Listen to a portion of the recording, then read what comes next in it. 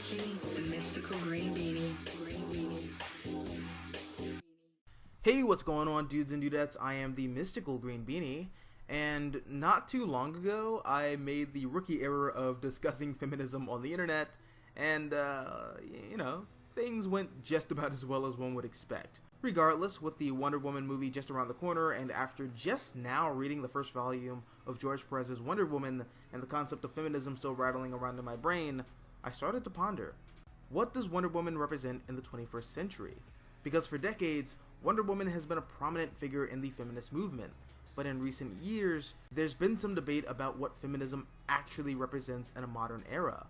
Because of course you have the traditional feminists who stand for equality between the sexes, but then there's the misandrist, the self-proclaimed feminists who justify their hatred of men by hiding behind the banner of feminism. And here's where things get interesting.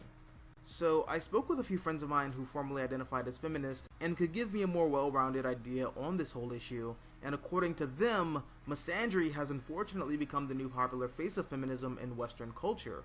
And this is not only the result of radical feminists hijacking the movement, but pushback from many people who reject the ideology of radical feminism, and the people who accept this ideology combating those who disagree with them. But worst of all, the situation was inflated due to the clickbait culture that the West has adopted. And that leads me to my point. Would Wonder Woman, Diana of Themyscira, identify as a feminist in today's Western society?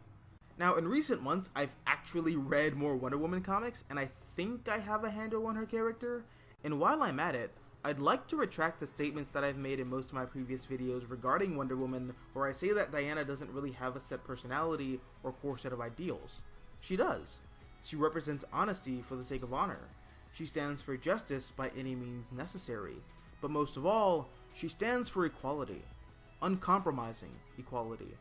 And it doesn't really matter if you're a man, woman, or whatever, she will seek justice for those who have been wronged, and she does that because she believes that no matter your race, gender, sexual orientation, or gender identity, you deserve to be treated the same as everyone else in the world, whether that treatment be a reward or a punishment. And that mentality comes from being raised in a warrior culture on an island populated by all women. So ever since she was a young child, she's known that women are just as violent as men, and women are just as cruel as men, and women are just as powerful as men, and women are just as capable as men. And I feel like Diana would see what Western feminism has become and would be disgusted with it.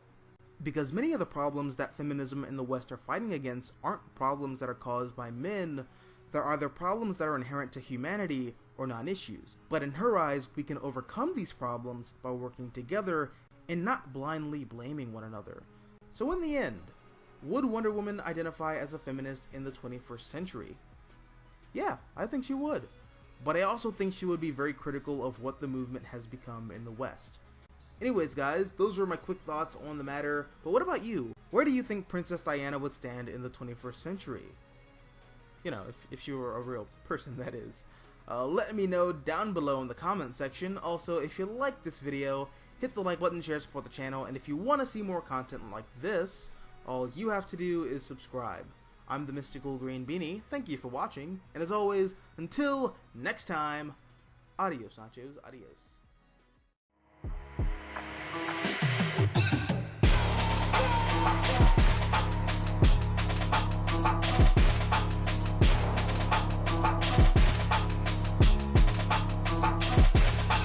This the kind of beat that go back, time.